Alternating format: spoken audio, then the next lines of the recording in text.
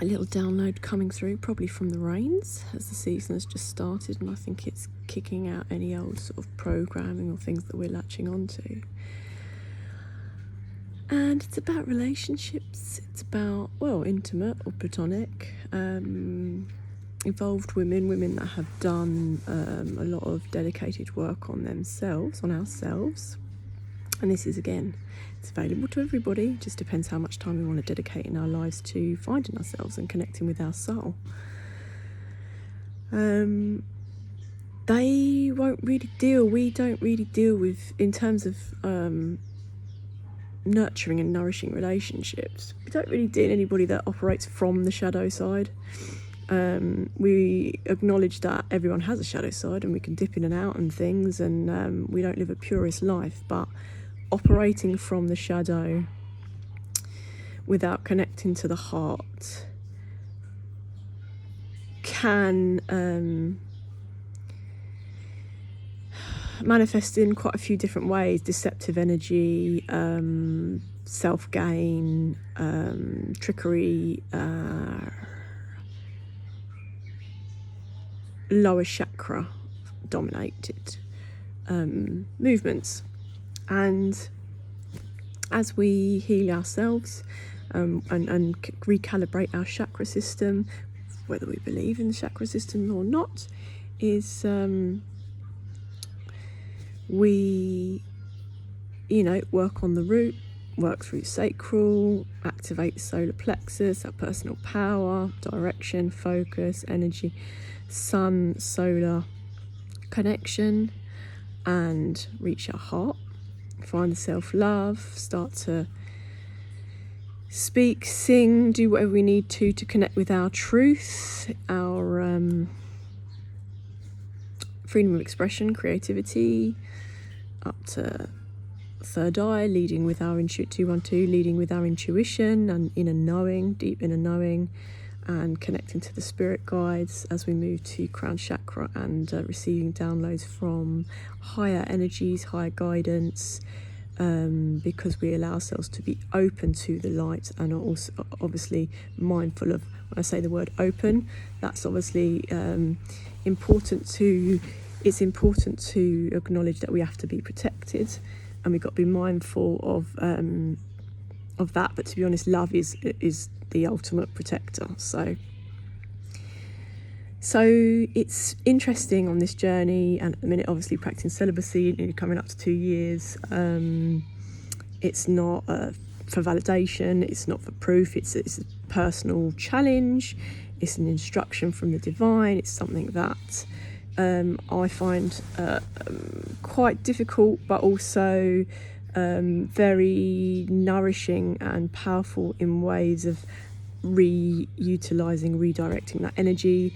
It's something that I hadn't done before 2022 ever in my life, and so I did a year back then, and then a whole weird series of things happened, and now have sort of regained clarity, regained myself, my true self, my purpose, my mission, and I am away from any these goats. I think that's goats and babies. Anyway, regained my inner knowing, my balance, come back to the light, connected with my north node. So south node energy is obviously dark feminine, darker energies, dark masculine. There's gold to be found there. We've obviously got to work consciously with the shadow, and I'm not against anybody for being in the shadow. It's just in terms of what we are able to handle and what we observe when we reach certain personal frequency of having overcome certain hurdles emotionally, spiritually, or whatever, is that those relationships or things we used to grab hold of or be attracted to, like, no longer are attractive. Like, it's a mask to wounded self, and in terms of sharing body and sharing energy and sharing time, I mean, it would be a lot of hard work to engage in an intimate relationship, quite toxic, to continue something that is not aligned, that is not a vibrational match. There's a lot of people in the spiritual space as well that claim to be healers and this and that and are doing all of the medicine and blah, blah, blah, but still move in the shadow. They live in the darkness. And I get there's an element of power there and shamanic wisdom, but the intention still needs to be rooted in light and love. When we are deceptive or I guess the word's secretive as opposed to private, not that that's a negative thing, but anyway, like just not being truthful up front, not being honourable in your intentions with another person in whatever type of exchange, intimate, platonic.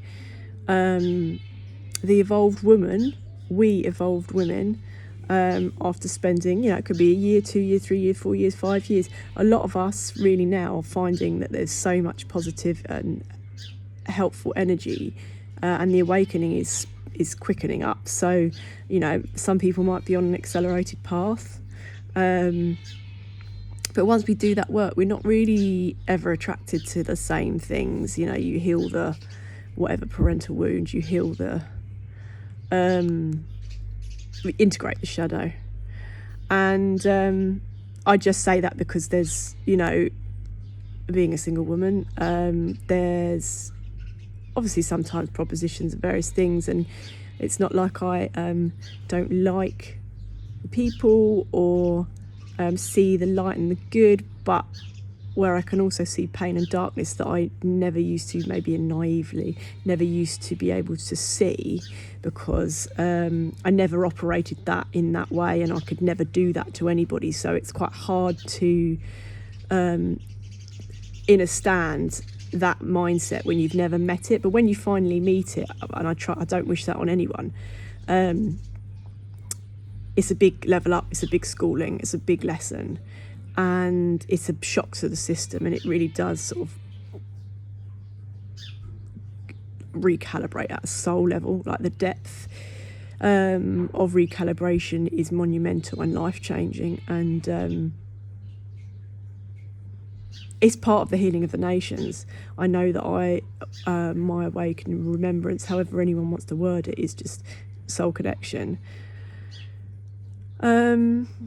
is part of what's meant to be here for Gaia as she realigns, and as the people come together in the ways that we need to overcome some of the weirdness and the challenges. So I as I said, I'm friends and love people of all different walks of life and things like that. But in terms of tight-knit relationships, intimate and platonic, it is, I desire to be around people who act with loving intention and are pure-hearted and honest, because it's pretty quick, it's pretty easy to see via questions or comments made whether people are acting from their shadow side. Addiction and various things is can be a whole host of things. There's like overeating, addicted to work, addicted to the busyness, in the busy word, addicted to doing.